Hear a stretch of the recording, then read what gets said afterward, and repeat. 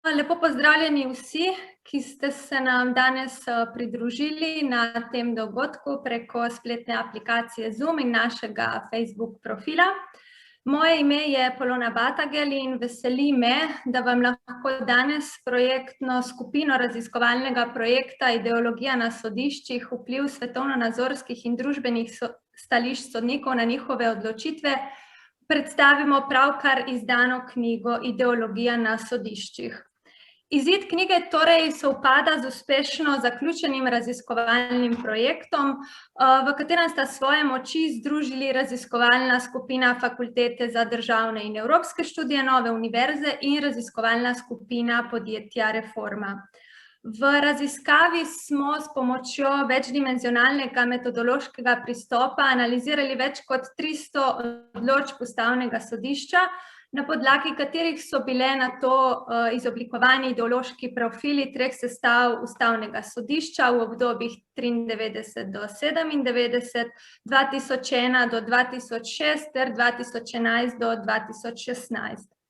Vsa naša teoretična in praktična dognanja in tudi zbirka empiričnih analiz vseh zbranih sodb Ustavnega sodišča so že na voljo na spletni strani raziskovalnega projekta, no sami smo se pa odločili tudi, da bomo vse pomembnejše ugotovitve predstavili v znanstveni monografiji, ki vam jo bomo predstavili danes.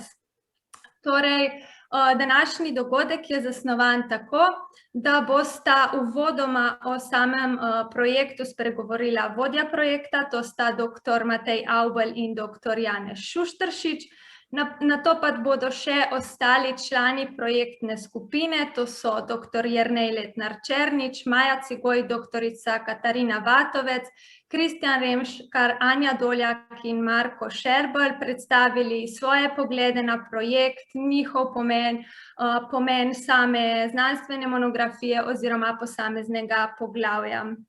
Seveda pa v pogovor vabimo tudi vse današnje poslušalce, tako da v spletno klepetalnico Zoom oziroma na Facebook profil zapišete vsa vaša morebitna vprašanja, ki jih bomo obravnavali na koncu dogodka.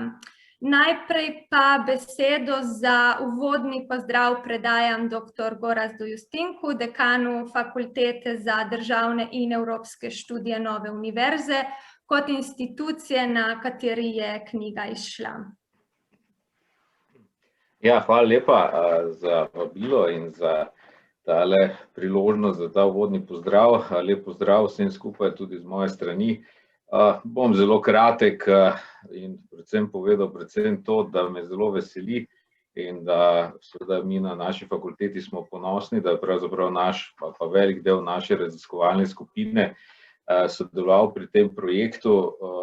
Mislim, da je to ena izmed zelo zanimivih, bi rekel, metodoloških načinov, kako je bilo to tokrat uporabljeno in predstavljeno in tudi analizirano, in zagotovo je to eden, vsaj po mojem vedenju, gotovo najbolj inovativnih pristopov k analiziranju sodnih praks, kolikor sem jaz vsaj s tem seznanjen. Tako da resnično zelo smo veseli, da je ta projekt potekal pod okriljem tudi naše fakultete, da je pravzaprav projekt bil tako uspešen, da se je projekt pripeljal do konca in da seveda ob koncu projekta običajno se nekako predstavijo neki zaključni rezultati, in če je to seveda v obliki tovrstne monografije oziroma knjige po domače, je to še toliko večje zadovoljstvo in veselje tudi pri nas, torej institucije, ki takšne projekte gosti. Tako da še enkrat iskrene čestitke celotni ekipi raziskovalni, ki se s tem ukvarjala in te rezultate predstavila, in prepričan sem, da bo danes tole zelo zanimiva razprava in debata. Tako da vse dobro še naprej. Hvala. Najlepša hvala dekanu za ta pozdrav. Sedaj pa, tako kot že omenjeno, najprej besedo prepuščam dr. Mateju Avblju, rektorju Nove univerze in vodji raziskovalne skupine Fakultete za državne in evropske študije Nove univerze, da najprej predstavi samo idejo raziskovalnega projekta. Hvala lepa, Polona. Lep pozdrav sem skupaj. Zelo me veseli, da pa lahko po dolgem času vidim spet vse obraze naše raziskovalne skupine. Ta raziskovalna skupina je nastala pred 4 leti. Projekt, ki smo ga prijavili na Agencijo Republike Slovenije za raziskovanje in razvoj, na ARRS, je nastal nekako na pobudo kolege Janeza Šušteršiča, in sicer iz temeljnega, lahko rečemo fundamentalnega nezadovoljstva nad tem, kako v javnosti, zlasti v splošni javnosti, nekako napak, neutemeljeno se zlasti v Sloveniji presoja ravnanje, delovanje sodišč, sodnikov, predvsem ustavnih sodnikov, kot ljudi, ki naj bi bili brez vonja, barve in okusa, in se potem ex post facto te posameznike in sodišča nekako kritizira v smislu političnosti njihovega ravnanja ali pa neravnanja, še posebej tedaj, ko njihove odločitve komu niso povšeči. Skratka, ta projekt je si zastavil nekako 2 vprašanji. Prvo vprašanje je bilo, kaj je tisto, kar poleg celotnega strokovnega instrumentarija, ki determinira naš pravnike, še vpliva na odločitve pravnih odločevalcev, na odločitve sodnikov pri njihovem delu, in v kolikšni meri je tisto, kar vpliva na te odločitve, sam svetovni nazor oziroma ideologija, pa ne v pejorativnem smislu, kot smo jo v tem projektu zasnovali. Štartali smo iz predpostavke, da smo ljudje vsi ideološki, da imamo zlasti odrasli ljudje, kot se od nas pričakuje, svetovni nazor, skozi katerega gledamo na svet, skozi katerega razumemo ta svet, in da seveda, če to velja za vse ljudi, velja tudi za sodnike in sodnice, ko odločajo, in še posebej takrat, ko odločajo o težkih pravnih vprašanjih.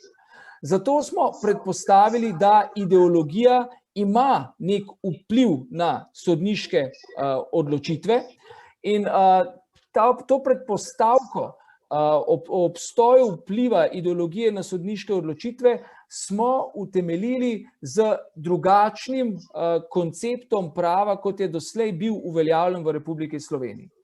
Trdili smo v izhodišču tega raziskovalnega projekta, da je v Republiki Sloveniji, podobno kot zares v pretežnem delu kontinentalne Evrope, in to ne samo v srednji in vzhodni Evropi, tudi v romanskih delih kontinentalne Evrope, tu imamo v mislih zlasti Francijo, Italijo, da je uveljavljen tako imenovani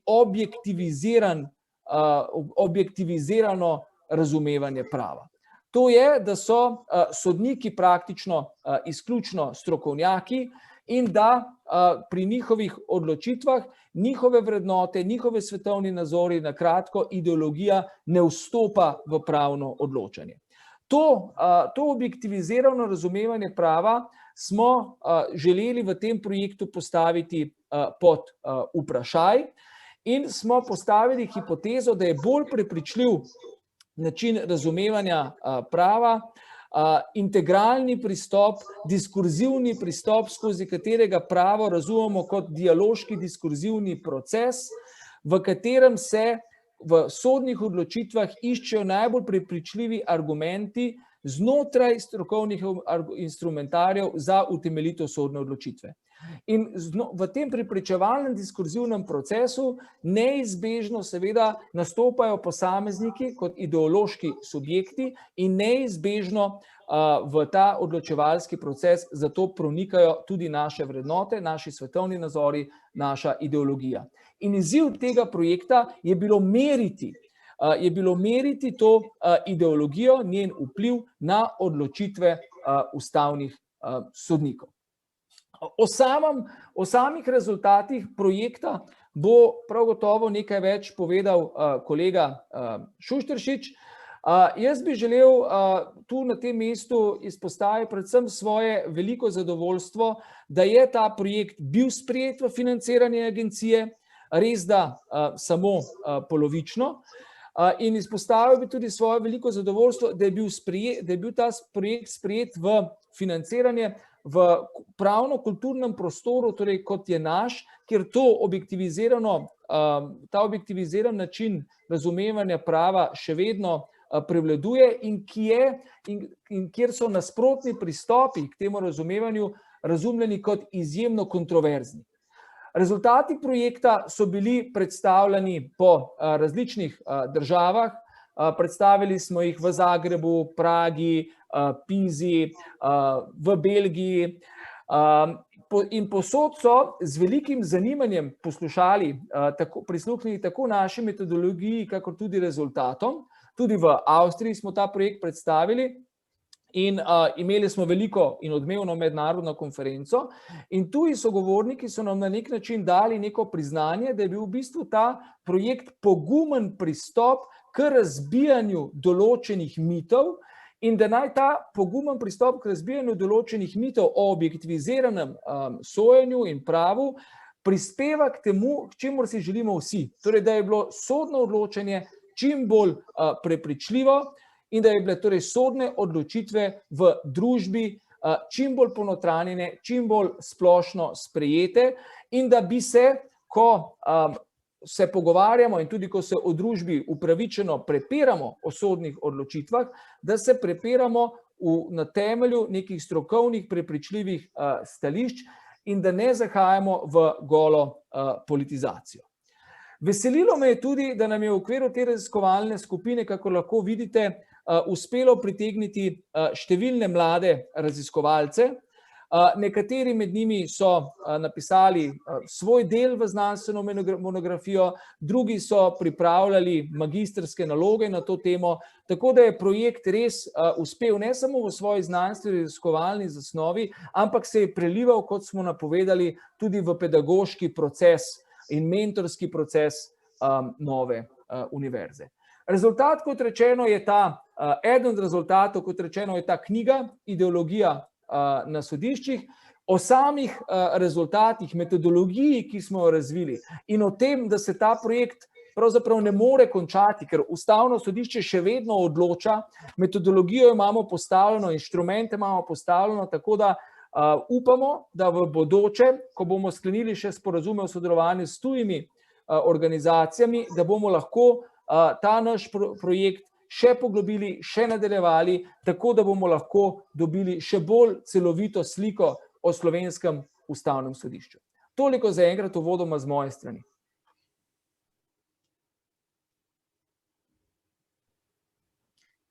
Najlepša hvala. Sedaj pa bo o samih rezultatih projekta spregovoril dr. Janez Šušteršič, tudi vodja raziskovalne skupine podjetja Reforma. Ja, najlepša hvala in lep pozdrav vsem, ki ste se zbrali, da to poslušate. Zdaj, jaz bi začel z metodologijo, zato ker metodologija, ki smo jo izbrali, je neobičajna, inovativna v resnici, nismo našli podobnega pristopa kje drugje in tudi zelo naporna, hkrati pa zelo bogata. Namreč, mi smo dejansko ves ta vzorec sodb 300 in pripadajočih ločenih mnenj prebrali in to po več članov raziskovalne skupine in v besedilih obrazložitev in ločenih mnenj, zlasti v nekaterih argumentacijah, pa tudi v uporabi določenih izrazov, iskali sled vrednostnih presoj, ki so vodile bodisi sodnika, bodisi sodišča k takšni ali drugačni odločitvi oziroma glasovanju. To je seveda veliko bogatejši pristop od običajnega, kjer se v glavnem uporablja samo rezultat o tem, kako so sodniki glasovali in kjer se tudi same sodbe zelo schematsko včasih razvršča na leve in desne. Zdaj, rezultat takšne metodologije je seveda, da imamo mi zelo veliko informacij, zelo veliko uvida in zelo veliko primerov, ki jih lahko povemo, kjer je očitno, da vrednostne presoje igrajo vlogo pri odločanju ustavnega sodišča. Ne, recimo omenim samo primer odločanja o tistem Kramerjevem tako imenovanem davku, se pravi ekscesni obdavčitvi prejemkov vodij državnih gospodarskih družb v času prejšnje ekonomske krize. kjer je očitno, da v obrazložitvah se uporabljajo v izrazi, mislim, se razpravlja o vlogi menedžmenta, o pravični delitvi kriznega bremena in še čem takem, kar je vsekakor izven pravni diskurs, kot se temu reče, sem se naučil v tem projektu. Zdaj, hkrati pa to pomeni, da so naši rezultati niso tako zelo lepi in enostavni, kot so pri kakšnih drugih podrobnih analizah, zato ker če ti ideologijo, kot se običajno počne, zvedeš na eno dimenzijo, na polarno vprašanje, ali je nekdo levi in desni, ne omeriš samo skozi to, kako je kdo glasoval, potem se lahko dobiš zelo lepe rezultate. Medtem ko se je pri nas pokazalo, da je ideologija veliko bolj zapletena, da ti ideološki profili sodnikov in sodišč, ki so v monografiji tudi objavljeni, prikazani, niso zelo enoznačni. Se pravi, mi zdaj ne moramo iti recimo na nacionalno televizijo ali pa vsaj na Nova TV, če nas nacionalno ne bi spustili, in tam tuliti, ta pa ta sodnik je lev, ta pa ta je desen in tako naprej zadeve. Hvala Bogu, niso tako enostavne. Ampak ravno v tem je bogastvo teh rezultatov. Hkrati, pa kot boste videli v monografiji, nam pa to vseeno omogoča, da rečemo, nekateri sodniki so bolj liberalni, nekateri so manj liberalni, da tudi opazimo neke spremembe skozi čas v pozicijah sodišča in tako naprej. Zdaj, jaz bi morda omenil nekaj rezultatov, ki so se meni osebno zdeli posebej zanimivi. Najprej rečem, da to hkrati imamo dve sporočili. Ideologija je pomembna, igra vlogo, da se opaziti, je sledljiva na nek način skozi pisanje sodišča in sodnikov, hkrati pa ni v večini zadev dominantni faktor odločanja, je samo eden od faktorjev odločanja. Če bi bila dominantni faktor, potem bi bili naši rezultati dosti bolj enoznačni, kot so, dosti manj in tudi dosti manj vsebinsko bogati potem. Druga stvar je, da smo ugotovili zelo zanimivo dinamiko med soglasnimi in nesoglasnimi odločitvami. Se pravi, pri soglasnih odločitvah je sodišče kot celota praviloma bolj liberalno kot pri nesoglasnih. In tisti sodniki, ki so nasprotovali pri nesoglasnih, praviloma to počnejo še bolj neliberalnih pozicij. Praviloma pravim, so izjeme seveda.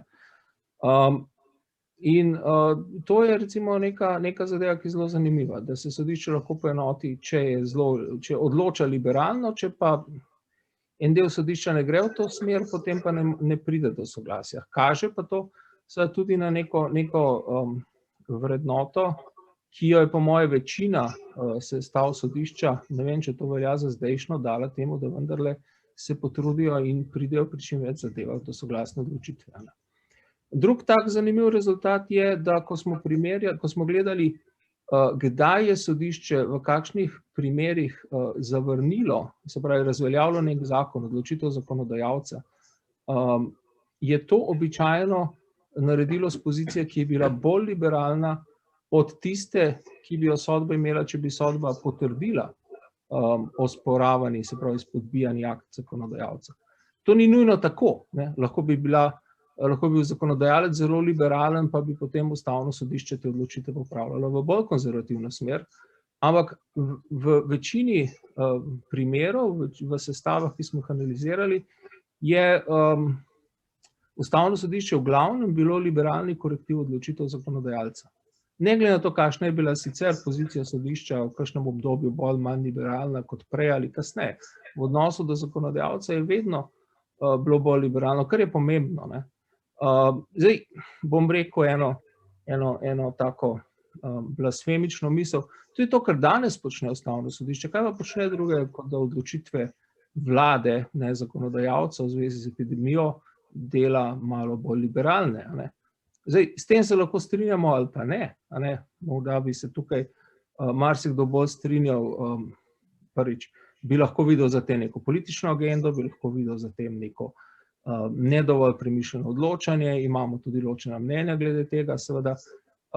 Ampak še vseeno, ta naša presoja, kaj se nam zdi prav, še vedno ne pomeni, da ko smo v raziskovalci, moramo to našo osebno presojo, kaj se nam zdi prav ali potemeljeno pozabiti. In če bi šli te zdajšnje sodbe ocenjevati, se bojim, da bi ponovno ugotovili, da je sodišče liberalni korektiv vlade, pa če se nam to zdi utemeljeno ali pa ne, tako kot se nam tudi morda kdaj v preteklosti ni zdelo.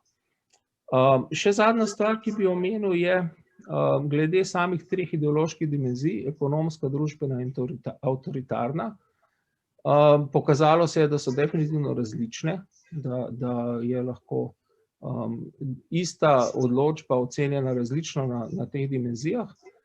Pokazalo se pa tudi zdaj na koncu v tej monografiji na članku, ki so ga delali Snežana o tej ekonomski dimenziji, da ekonomska dimenzija ne samo, da je slabše definirana, da je bolj razpršena, da sodniki zlasti iz ekonomskega vidika odločajo enkrat tako, ampak predvsem, da je na nek način recesivna, tako kot so neki geni recesivni, se pravi, če obstaja nek dominantni gen, bo ta recesivni gen se umaknil.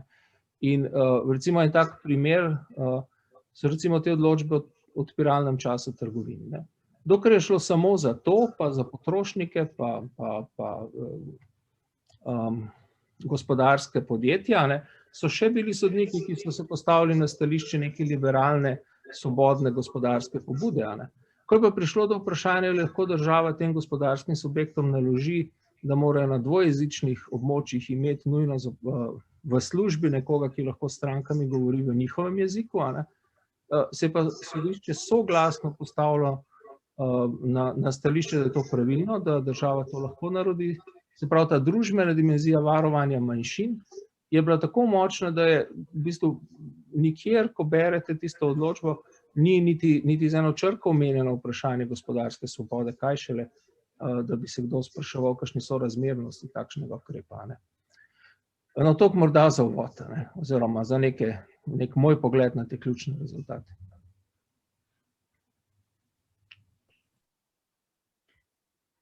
Najlepša hvala za zelo izčrpen odgovor.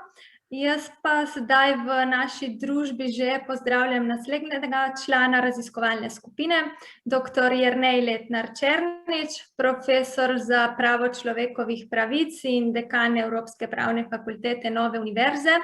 V 4. in 6. poglavju ste obravnavali avtoritarno in družbeno dimenzijo sodniške ideologije v praksi Slovenskega ustavnega sodišča.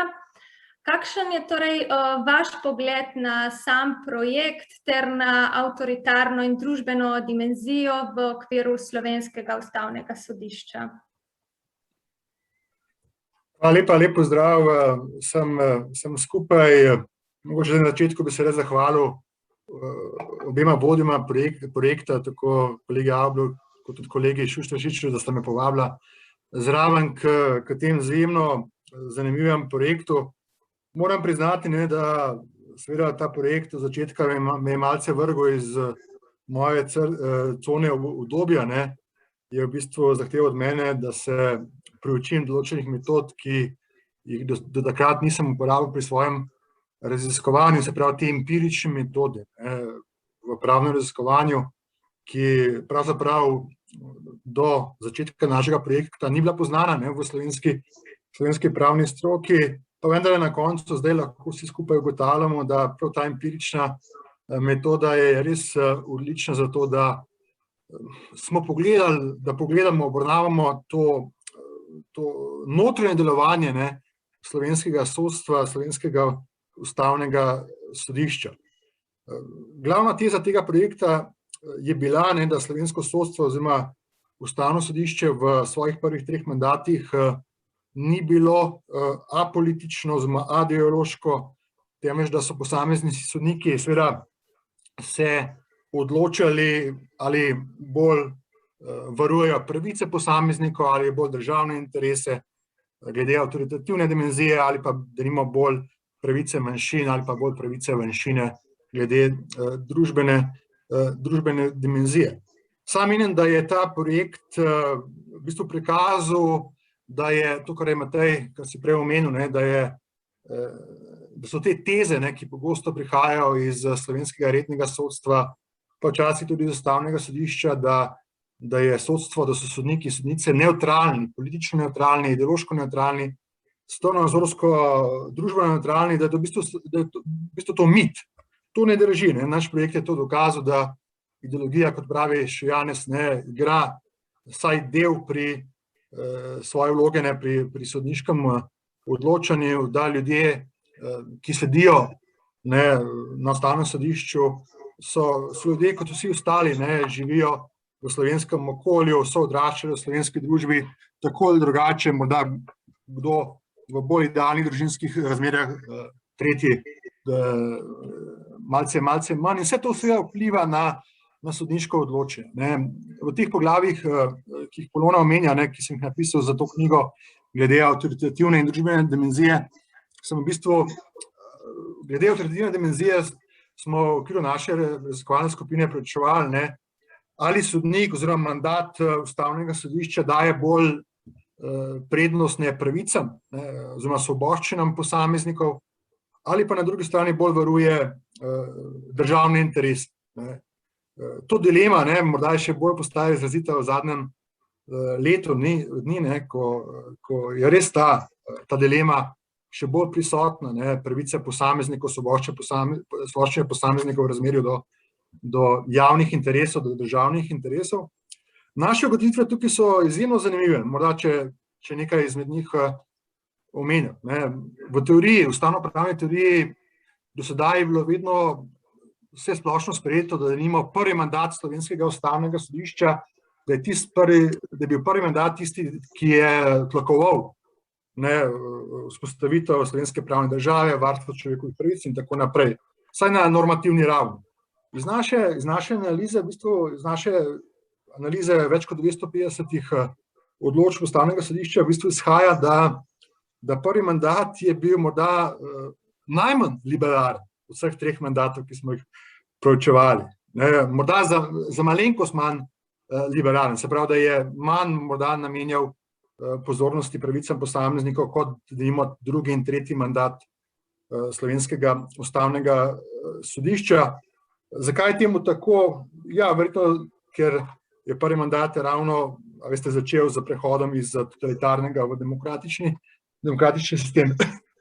Potem druga značilnost, oziroma rezultat naše raziskave, ki morda zanima javnost, je, da v slovenski javnosti nekateri posamezniki, ki so tudi delali na Ustavnem sodišču, oziroma posameznice, sodniki, sodnice, imajo določen stereotipno podobo, da so bolj naklonjeni pravicam posameznikov oziroma bolj državnim interesom. Res vas vabim, da preberete to našo knjigo, ker marsikdo bo presenečen. Naša raziskava je v bistvu ugotovila, da je to pozicioniranje, stereotipno pozicioniranje posameznikov v slovenski javnosti v bistvu mit. Pravniki, sodniki, sodnice, ki morda so v javnosti bolj znani, da varujejo državne interese, naša raziskava priča ravno o nasprotnem, da bolj varujejo pravice posameznikov. To je še posebej izrazito pri sodnikih in sodnicah drugega in tretjega mandata. Ne bom tukaj omenjal imena sodnikov, vsak se lahko to prebere v te naše knjige. Potem glede družbene dimenzije. Glede družbene dimenzije smo tekom projekta imeli veliko izzivov, ali sploh imeti družbeno dimenzijo, ali sploh meriti družbeno dimenzijo sodniške ideologije. Ta dimenzija meri razmerje med varovanjem pravic manjšin v razmerju do varovanja pravic večine. In res, kot Janez si že omenil, v določenih delih je družbena dimenzija zelo podobna avtoritativni dimenziji posameznega mandata. Naprimer, če pogledamo avtoritativno dimenzijo prvega mandata in tudi njegovo družbeno dimenzijo, sta si zelo podobni, če ne celo skoraj isti, enaki. Vendar pri določenih sodnikih, sodnicah je pa ta družbena dimenzija kar različna, se razlikuje od avtoritarne dimenzije. Se pravi, da v določenih primerih ključ je posameznik manj naklonjen varovanju pravic posameznikov, je lahko v določenih primerih bolj naklonjen varovanju pravic manjšin. Kaj pa želim poudariti, da ne bom preveč časa zdaj vzel vsem drugim, je to, da v bistvu vsi ti trije mandati prvi 3 mandati Slovenskega ustavnega sodišča, tam od leta 1991 pa tja do 2015-2016, se nahajajo, a veste, nekje na sredi teh dilem med pravicami posameznikov, državnimi interesi, pravicami družbe, večine in pravicami manjšin. Nekateri so manj liberalni, nekateri bolj liberalni, nekateri bolj naklonjeni pravicam manjšine, nekateri manj. Hočem reči, da noben mandat ustavnega sodišča ni takšen, da bi ga lahko opredelili, da je ekscesivno avtoritaren ali pa ekscesivno liberalen. Vsi se gibljajo nekje na osi med različnimi dilemami, med različnimi pozicijami v slovenski družbi glede varovanja pravic posameznikov, manjšin, večine in državnih interesov, nekako tako, kot tudi zadnje leto sprejemamo odločitve ustavnega sodišča v teh dilemah med varovanjem pravic posameznikom in varovanjem javnega zdravja. Hvala lepa, Polona. Najlepša hvala za odgovor in pa tudi osvetlitev nekaterih razlik med posameznimi mandati. Z nami pa je tudi Maja Cigoj, asistentka in doktorska študentka na Evropski pravni fakulteti Nove univerze. Maja, ste soavtorica poglavja, ki govori o vladni in parlamentarni dimenziji ideološkega odločanja ustavnega sodišča, saj je raziskava poleg ekonomske, družbene in avtoritarne dimenzije proučevala tudi vladno in parlamentarno dimenzijo oziroma odnos posameznega sodnika oziroma sestave do vlade in državnega zbora.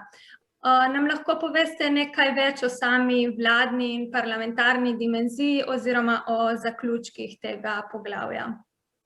Ja, hvala, Polona. Jaz bom torej nadaljevala še z enim pomembnim zornim kotom sodne ideologije, ki smo ga želeli s to raziskavo tudi razjasniti, in to je pač povezava med ideološkostjo odločanja ustavnega sodišča in pa ideološkim profilom političnih oblasti, ki v bistvu so prevladovale v posameznem obdobju, v katerem je odločala vsaka izmed teh sestav ustavnega sodišča, ki smo jih tudi preučevali. Zdaj, s tem namenom smo mi ugotavljali ideološkost ustavnega sodišča, torej ali se ustavno sodišče nagiba bolj v liberalno ali pa v konzervativno smer na vseh teh 3 dimenzijah, se pravi na družbeni, na ekonomski in na avtoritarni dimenziji.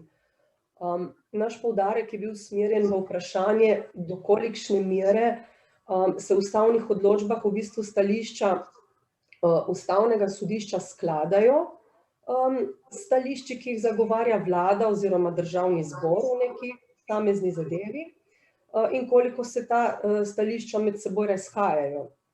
Torej, do kolikšne mere je v bistvu ustavno sodišče naklonjeno ukrepom, ki jih sprejema vsakokratna politična oblast. Ugotovili smo, če si najprej pogledamo recimo družbeno dimenzijo, da se tukaj ideološkost odločanja ustavnega sodišča do neke mere sklada z ideološkim značajem vsakokratnih vladajočih političnih oblasti, in je na tej dimenziji razvidno v bistvu konstantno naraščanje liberalne miselnosti skozi posamezne sestave ustavnega sodišča, prav tako pa narašča tudi liberalnost v bistvu političnih koalicijskih strank na tej dimenziji. In tukaj smo videli, da se pač ustavno sodišče in politična oblast, da skušajo čim širše zavarovati pač pravice manjšin oziroma nekih ranljivih družbenih skupin, kar je v redu pravzaprav iz našega zornega kota, ker pač seveda se ljudstvo samo, ne po svojih ideoloških preferencah, si pač takšno, torej liberalno oblast tudi postavilo. Zdaj, če pogledamo ekonomsko dimenzijo, recimo, pa nam rezultati pokažejo rahlo drugačno sliko. Tu se stališča ustavnega sodišča bolj razhajajo v stališči vlade in pa državnega zbora, in to v vseh 3 sestavah. Na tej dimenziji smo opazovali intervencijo političnih oblasti v gospodarska razmerja, in tukaj smo videli, da se pač vladajoče politične stranke opredeljene kot socialno-liberalne vendar pa se v urejanju gospodarskih razmerih bolj nagibajo k nekim konzervativnejšim vrednotam, torej zagovarjajo večjo intervencijo države v gospodarska razmerja.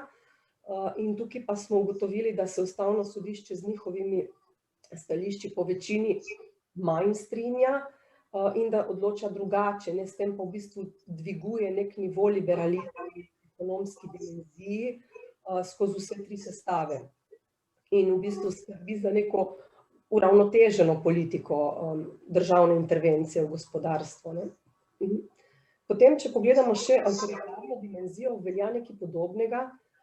Koalicijske stranke so na tej dimenziji tudi po večini sicer opredeljene kot socialno-liberalne, vendar pa dejansko stremijo k uvajanju nekih konzervativnih politik, torej zagovarjajo v bistvu večji nadzor oblastnih organov nad posamezniki, medtem ko pa Ustavno sodišče, kot so pokazali rezultati, pa zagovarja liberalno dojemanje vloge države in želi ohranjati neko distanco v bistvu med vladajočo oblastjo in med svobodo posameznika. In zato se je pokazal v bistvu razkorak med stališči Ustavnega sodišča in pa stališči vlade oziroma državnega zbora na tej dimenziji vedno večji.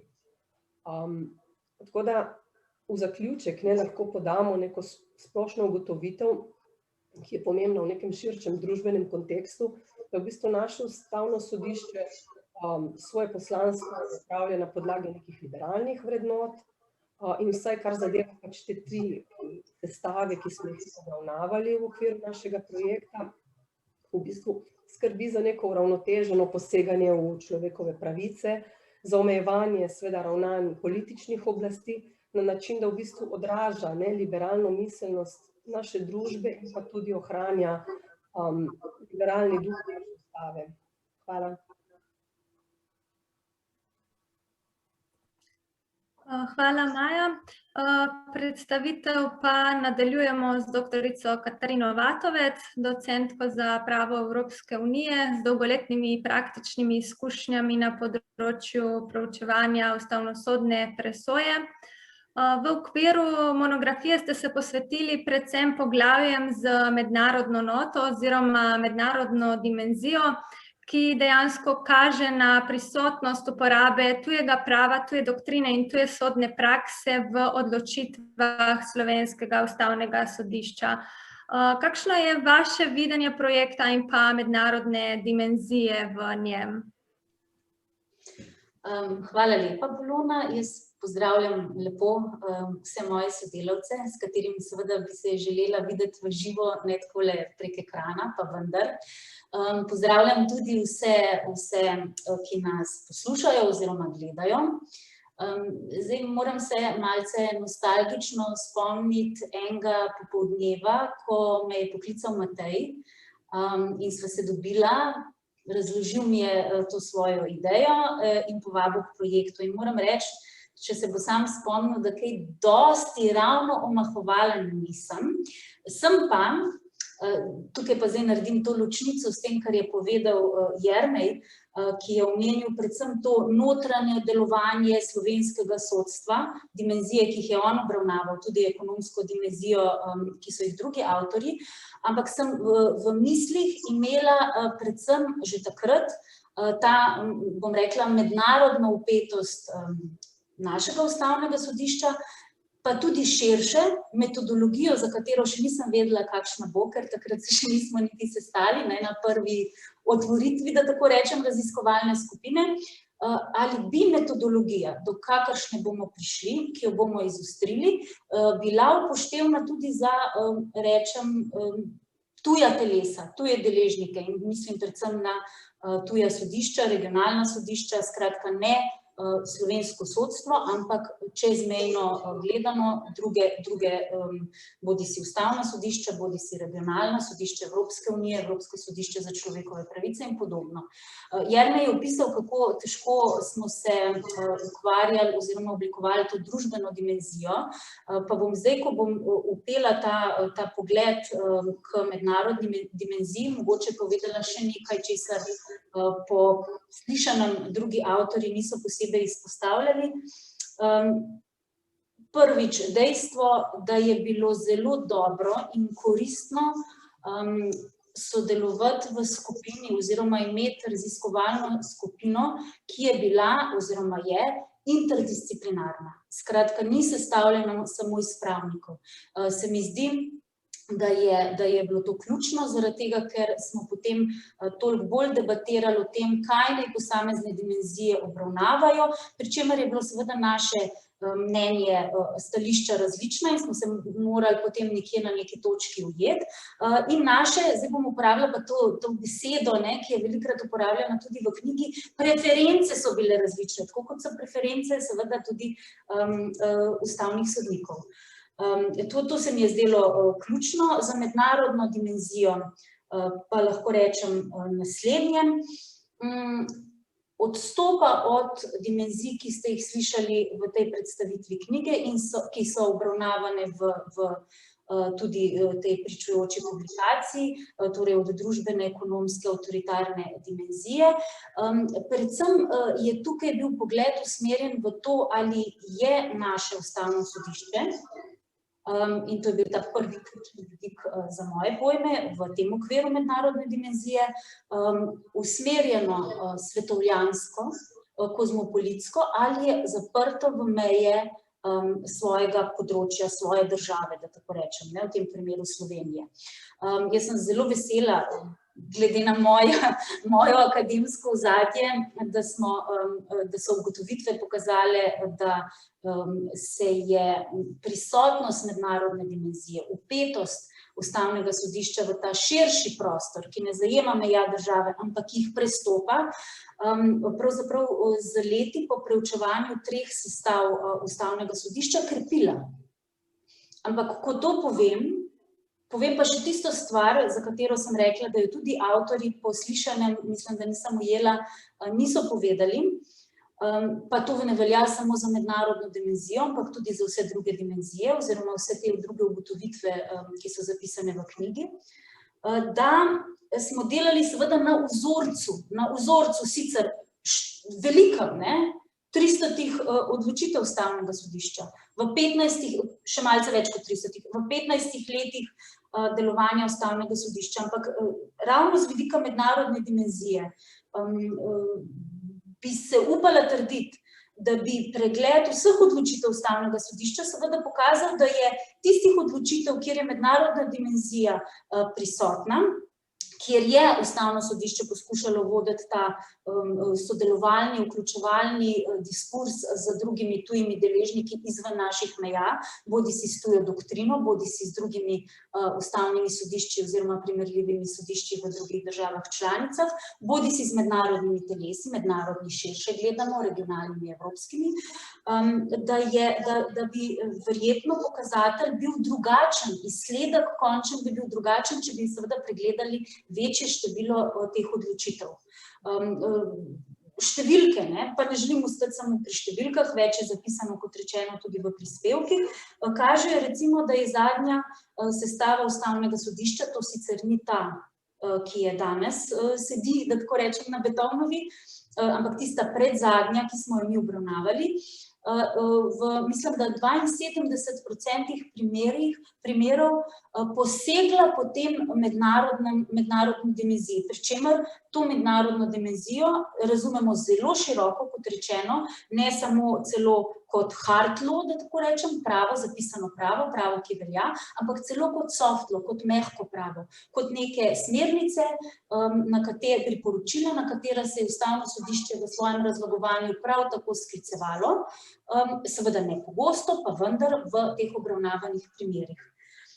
Tako da to se mi zdi, kot rečeno, da določena omejitev, na katero moramo opozoriti, ne samo jaz, ampak sem prepričana tudi vsi moji kolegi, da bi morda številke, rezultati, tudi vsebinske ugotovitve bile drugačne za neki zelo širok pregled vseh odločitev, ampak spet, bom rekla, odločitve, ki smo jih izbrali, mislim, da so tako pomembne in tako takšne, ki so vredne preučevanja, da so dale tudi neke vsebinske rezultate. Mednarodno dimenzijo, to je bil pa zgolj en začetek, ker mi smo se kar nekaj let ukvarjali z našim ustavnim sodiščem in njegovimi odločitvami.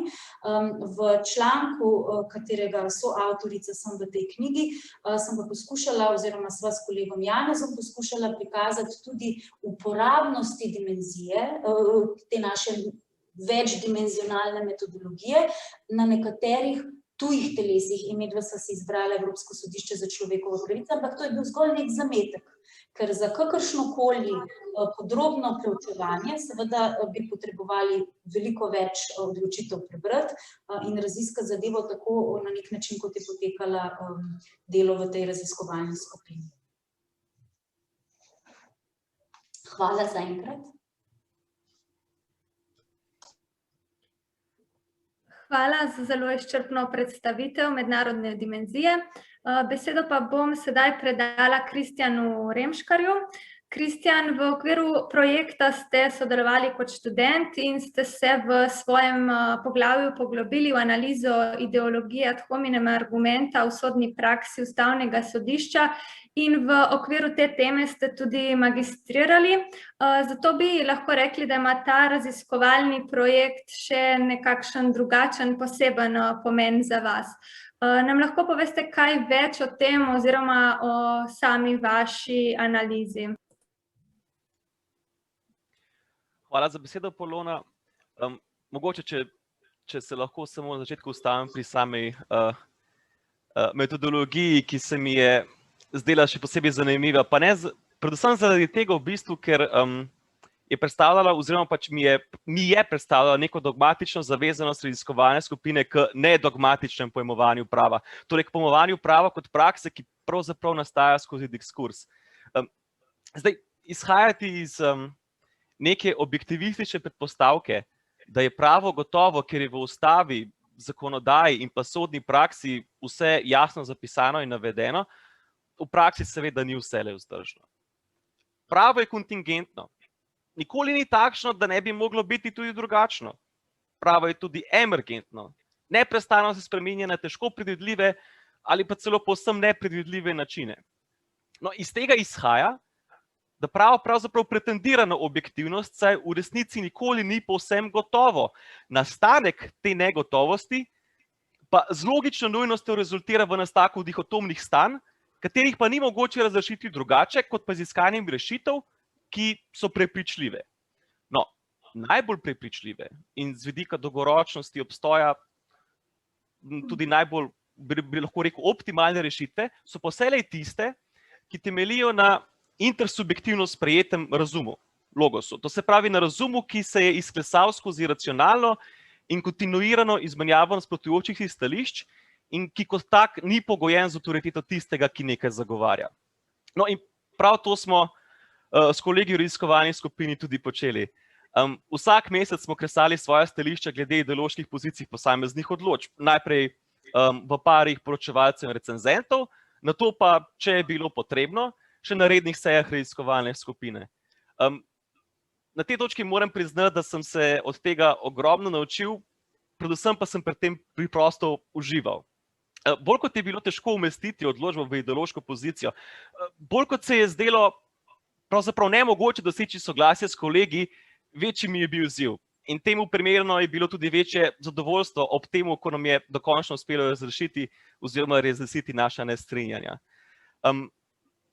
No, seveda pa zdaj ob koncu projekta tudi vabim vse zainteresirane deležnike univerze k nadaljevanju te razprave, ki pravzaprav nikoli ni povsem dokončana. Vse potrebne informacije so na voljo, metodološki pristop je pojasnjen v monografiji pravzaprav z rigorozno natančnostjo, analize odločb in pa vzorci za izdelavo poročil pa so prav tako javno dostopni na spletu. No, zdaj pa, če se še na hitro osredotočim na prispevek, ki sem ga napisal. V njem sem se skoncentriral na fenomen očitkov rezultatskega sojenja v odklonilnih ločenih mnenjih ustavnega sodišča. Pri tem sem ugotovil, da tovrstni očitki pravzaprav ne morejo doseči meril dobrega argumenta. Če na hitro pojasnim.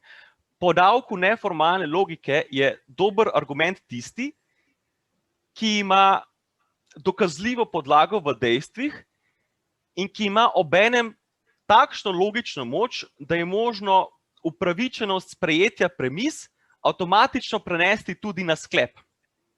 No in v prispevku trdim, da so očitki rezultatskega sojenja v svojem bistvu nedokazljivi. In to ne glede na to, ali jih razumemo kot moralne oziroma vrednostne sodbe, katere se po svoji naravi vselej nahajajo onkraj dihotomije med resničnim in neresničnim, ali pa če jih razumemo kot trditve o dejstvih, katerih pa prav tako ne gre dokazovati, saj lahko o subjektivnih motivih sodnikov za odločitev o konkretni zadevi vselej zgolj špekuliramo in nič drugega.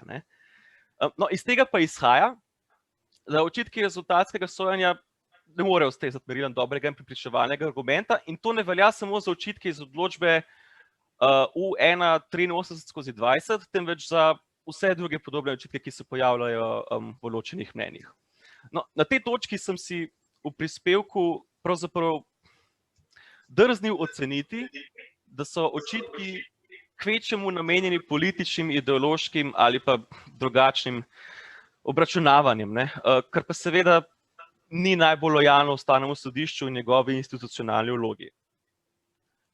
Bolj smotrno, bolj modro bi bilo morda slediti napotkom Beneške komisije, ki trdi, da legitimnost, pa sam dodajam tudi logičnost, odločb zagotavljajo le ločena mnenja, ki se osredotočajo na to, kako bi bila lahko zadeva obravnavana drugače, na boljši način. In ne toliko, kako je bila rešitev nasprotne strani slaba iz takšnih ali pa drugačnih razlogov. No, toliko z moje strani za enkrat. Hvala za besedo. Hvala. Sedaj pa se nam bosta pridružila še dva magisterska študenta, ki sta delovala v okviru raziskovalnega projekta. To sta Anja Doljak in Marko Šerbelj. Najprej, Anja, v svojem poglavju ste analizirali soglasno odločanje na Ustavnem sodišču. Kakšne so vaše ugotovitve glede soglasnega odločanja Slovenskega ustavnega sodišča? Hvala, Polona. Naj uvodoma povem, da v kontinentalnih pravnih sistemih je še nedavno prevladovalo prepričanje, da naj sodišče ne bi odločalo z nesoglasjem, saj slednje lahko zmanjša legitimnost, kolegialnost in tudi vpliv samega sodišča. Tudi v sistemih common law in zlasti na Vrhovnem sodišču ZDA in Kanade je bila prisotna izrazita težnja k doseganju čim višje stopnje soglasja in zmanjšanja števila ločenih mnenj. Vendar v kontinentalnem sistemu ta trend upada, vedno bolj pa se poudarja tudi pomen ločenih mnenj, kot je že povedal tudi Kristjan, ki so lahko pomemben prispevek k pravnemu diskurzu in izboljšanju pravne argumentacije v samih sodbah. Iz naše analize soglasno sprejetih odločitev Ustavnega sodišča izhaja, da so v obdobju od leta 1993 do 2016 ustavni sodniki v povprečju odločali s soglasjem v polovici vseh sodb. Na splošno v prvi sestavi so dosegli soglasje v manj zadevah kot v drugih dveh sestavah, kjer pa rezultati bistveno ne odstopajo. Kar se tiče ideološkosti in dimenziji, je ekonomska dimenzija prisotna v vseh soglasno sprejetih odločitvah. Njena pozicija pa se giblje v prid varstva pravic posameznika in prostega trga ter manjšega državnega poseganja vanj. Zdaj, pri družbeni dimenziji je tekom vseh treh sestav opaziti rahlo povečanje naklonjenosti pravicam posameznikov in manjšin v primerjavi s kolektivnimi interesi. Pri avtoritarni dimenziji je tekom sestav opaziti trend naraščanja v smeri večjega varovanja pravic posameznikov pred oblastnim in avtoritarnim državnim urejanjem. Naj poudarim, da se za razliko od ostalih analiz v okviru projekta v tej raziskavi soglasnih odločitev štelo kot soglasne tudi tiste sodbe, katerim so podana pritrdilna ločena mnenja. In sicer tu gre za 25 soglasno sprejetih sodb, to je 11,5 odstotkov, vsebuje skupaj 49 pritrdilnih ločenih mnenj. Z ideološkega vidika v povprečju ločena mnenja bistveno ne odstopajo od ideoloških pozicij samih soglasno odločenih sodb. Iz analize lahko sklepamo, da je tudi za slovensko ustavno sodišče doseganje soglasja pomembno. Na to kažejo prvič razmeroma visok delež soglasno sprejetih odločitev in drugič dokaj majhno število primerov, v katerih so ustavni sodniki kljub glasovanju za odločitev podali pritrdilno ločeno mnenje. Pri tem se seveda zastavlja vprašanje, zakaj so v nekaterih primerih kljub nestrinjanju z izrekom ustavni sodniki vselej prispevali svoj glas k odločitvi. Zdaj, tu so razlogi raznoliki. Nekateri so zaradi pomembnosti same zadeve želeli v ločenih mnenjih poudariti določena stališča, ki v odločbi niso izražena. Drugi so kljub nestrinjanju glasovali za izrek zaradi posebne situacije, ki je zahtevala hitro razglasitev odločbe. V enem primeru so glasovali za izrek, čeprav se z njim niso strinjali, vendar je bilo to nujno zaradi varstva pravic posameznikov. V več primerih so se strinjali z izrekom, ne pa tudi z obrazložitvijo in so nestrinjanje želeli opredeliti v pritrdilnem ločenem mnenju.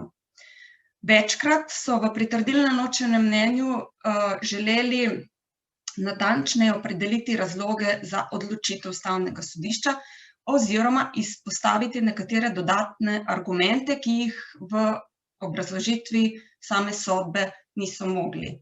Torej, glede na povedano lahko ugotovimo dvoje.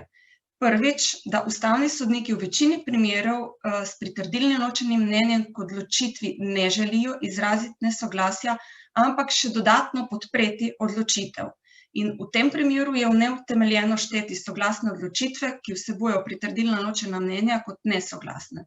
Drugič, v primerih, kjer ustavni sodniki ne soglašajo z odločitvijo, vendar vselej glasujejo za izrek, ugotavljamo, da so kljub različnim vrednostim opredelitvam vselej pripravljeni odstopiti od svoje lastne ideologije in podpreti večinski diskurs, svoje pomisleke oziroma svojo ideološko naravnanost pa izraziti v ločenih mnenjih. In to je ravno tista prava mera večdimenzionalne uravnoteženosti, ki se jo želi spodbuditi v tem raziskovalnem projektu. Hvala lepa.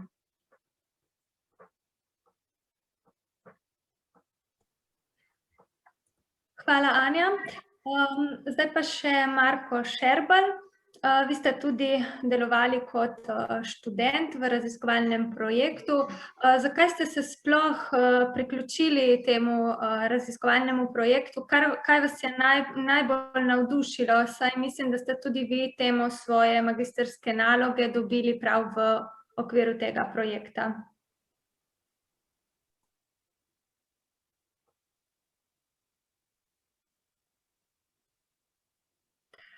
Mislim, da vas ne slišimo.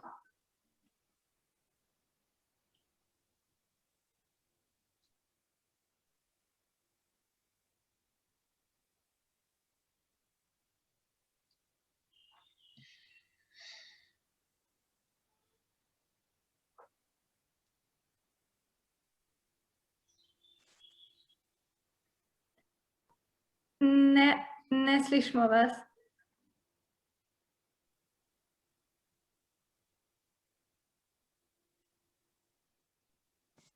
Sedaj dela? Ja. Ja, pozdravljeni vsem skupaj. Najprej bi se vsem udeležencem rad zahvalil za lepe in izčrpne predstavitve. Ja, tako kot ste omenila Polona, sem se tudi jaz priključil raziskovalni skupini. Glavni razlog, zakaj sem se odločil priključiti temu raziskovanju, je zato, ker sem v bistvu že tekom študija res pogrešal več prakse in udejstvovanja študentov na različnih področjih. Vedno se gre samo za neko učenje gole teorije in že tudi sam sem tak posameznik, da mi res koristi nekako biti vpet v neko raziskovanje, imeti neke nove zadeve in z medsebojnim mentorstvom in idejami doumeti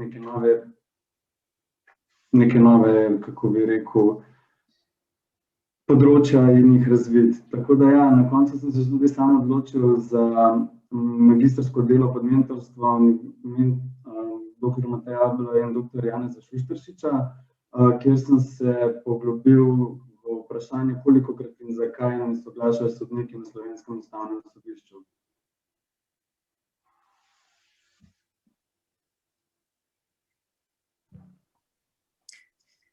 Najlepša hvala. In s tem smo tudi zaključili pogovore z vsemi prisotnimi člani raziskovalnega projekta. V chatu pa se je pojavilo še eno vprašanje, in sicer poslušalec pravi: čeprav razumem, da je sodišče pretežno liberalno, kadar je progresivno, in konzervativno, kadar je gospodarsko neliberalno.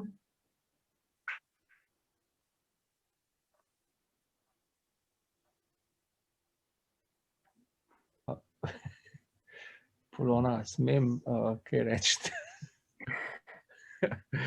Ne vem, kdo bo odgovarjal, ampak to je točno ena od tistih stvari, ki je prej Katarina rekla, da kako je bilo fajn, ko smo se bili sposobni v kakšni stvari 3 ure pa 3-krat zapored pogovarjati, kako kakšno sodbo odločiti. Ni tako enostavno, ne? Seveda ne. Vsekakor smo liberalno definirali kot odločitve, s katerimi se je Ustavno sodišče postavilo na stran pravic posameznika proti državi ali pravic manjšin ali posameznika proti drugim družbenim skupinam. Je pa seveda res, da nek ekstremni progresivizem, če bi imeli kakšno tako odločbo, pa jaz se ne spomnim, ki bi bila ekstremna v tem smislu, kot je danes ta, kako se mu že reče, prisilni progresivizem, kjer bi se recimo postavilo vprašanje, ali nekdo lahko govori o črncih, čeprav ni črnc, če karikiram, ampak takšne probleme imamo danes, in če bi sodišče temu pritrdilo, mi tega skoraj gotovo ne bi označili za liberalno, ker bi pač šlo na škodo vseh ostalih. Bi pa imeli verjetno zelo veliko debato o tem, morda v tem takšnem konkretnem primeru, ne v kakšnem drugem pa, in zlasti pa na ekonomskem področju, je pa sploh, in problem, ker na ekonomskem področju je pa progresivizem ravno tisti, ki ni liberalen, v smislu, da zagovarja intervencijo države in prerazdeljevanje dohodka, tam smo pa naredili razliko, tako da tisto, kar je na liberalnem področju bilo za nas liberalno, je šlo v smer manjše intervencije države, vsekakor. To kot mene.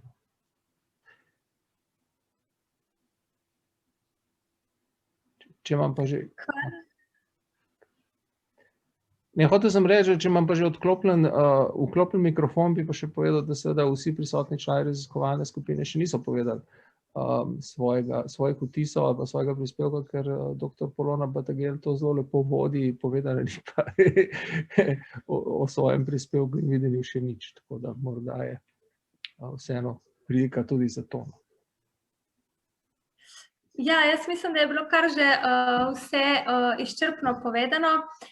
Sama sem se v ta raziskovalni projekt vključila zelo na koncu in zaradi tega bi mogoče sama spregovorila raje še o zadnjem poglavju, in sicer o samih priporočilih oziroma smernicah, ki jih je raziskovalna skupina podala na koncu same znanstvene monografije. In sicer se nanašajo predvsem na postopke predlaganja in imenovanja ustavnih sodnikov. In sicer smo nekako izdali priporočilo, da bi se morala ta opredelitev pojma pravnega strokovnjaka kot pogoja za kandidiranje za funkcijo ustavnega sodnika bolj natančno opredeliti. Poleg tega bi se moralo oblikovati tudi neko strokovno telo, ki bi po zaslišanju tega kandidata podale neko svoje mnenje, in tudi funkcija predsednika države bi pri izbiri in podpori tega kandidata bi morala biti dejansko aktivnejša.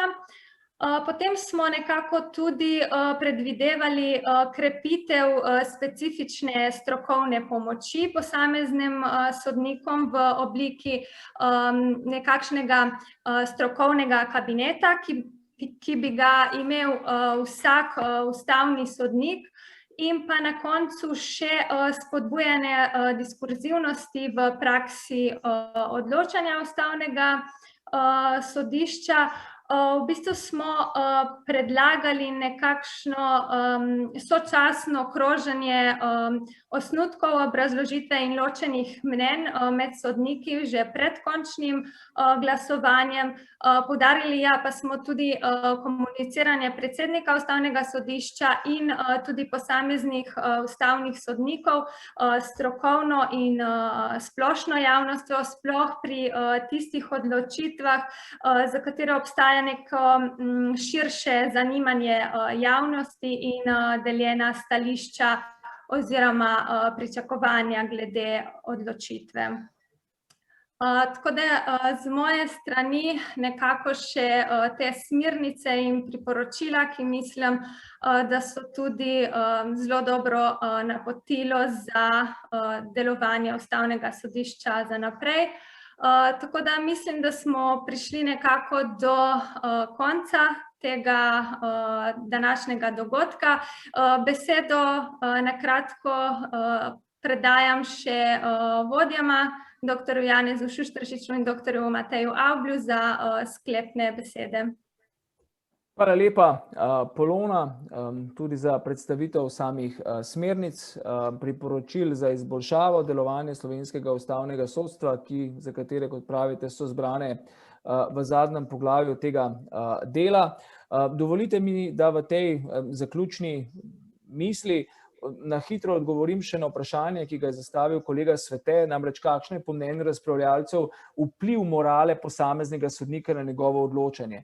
Zdaj, mi bi moralo, ker mi smo pojem ideologije smo definirali kot celokupni svetovni nazor posameznika. Torej, to so tista vrednostna očala, skozi katera posameznik zre na svet, skozi katerega posameznik razume svet, skozi katera posameznik interaktira s svetom in skozi katerega posameznik torej izraža svoje odločitve v svetu, vključno torej z sodniki. In del tega celokupnega svetovnega nazora je seveda tudi moralni nazor.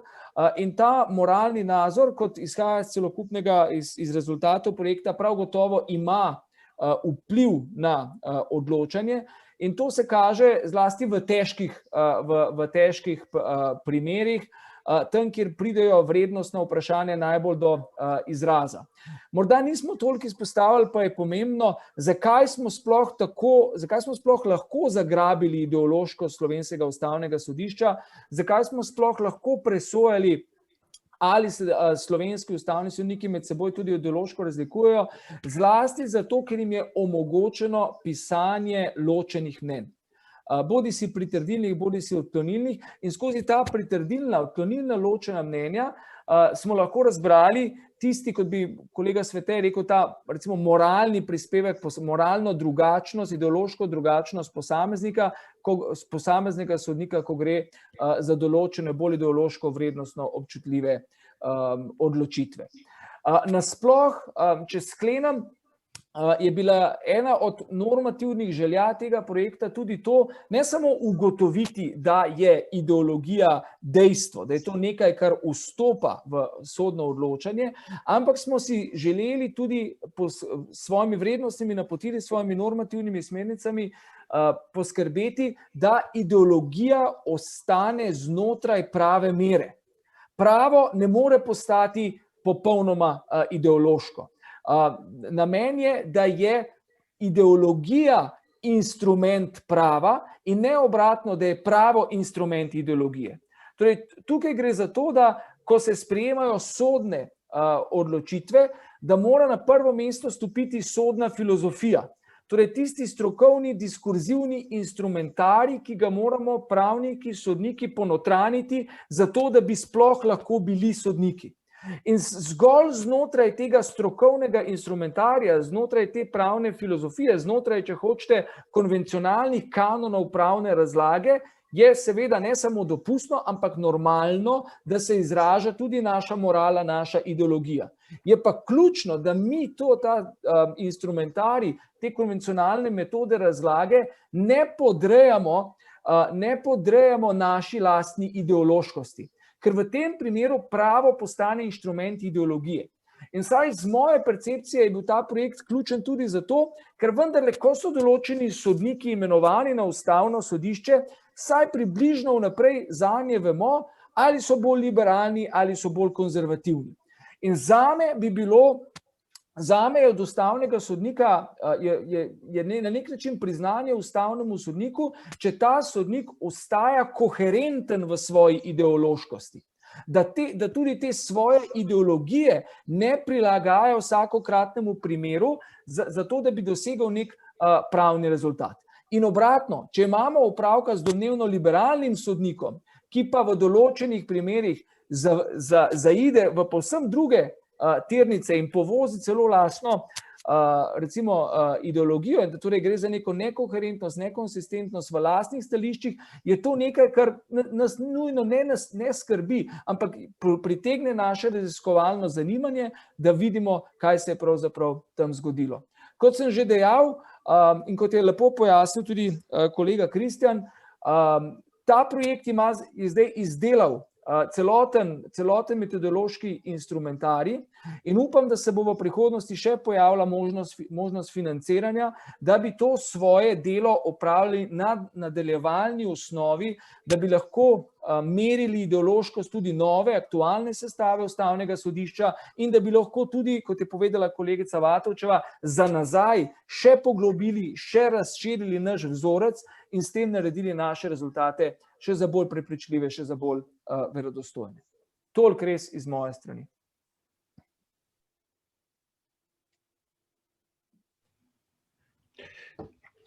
Ja, mogoče, Matej, jaz vidim še eno vprašanje v chatu, namreč od gospe Mojce Štrtov-Brus, ki je v bistvu vprašanje, pri katerih odločitvah oziroma v katerih pravicah in svoboščinah smo ugotovili največ razhajanj.